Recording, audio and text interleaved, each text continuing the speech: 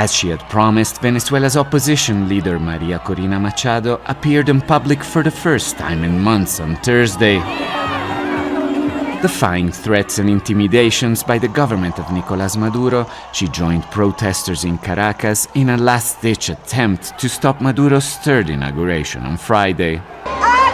Whatever they will do on Friday, it will be the end of the regime if they commit this crime against the Constitution. But as she left, her aides said she was attacked by security forces and briefly arrested. This video shows Machado leaving the demonstration in a black jacket and helmet, escorted by security guard on a motorcycle amid a chaotic scene. Later reports said Machado was forced to record videos before being released. Her possible detention sparked swift international condemnation. But at a pro-government rally, Interior Minister Diosdado Cabello denied her arrest, accusing the opposition of spreading fake news. They tried to cover up the disaster of their rally with a big lie, with a false positive. Immediately, they let it spread through the lying social media. The confusing episode capped a day of protest across the Americas and Europe, where Venezuelan immigrants took to the streets to try to block Maduro from clinging to power, despite credible evidence that he lost July's presidential election.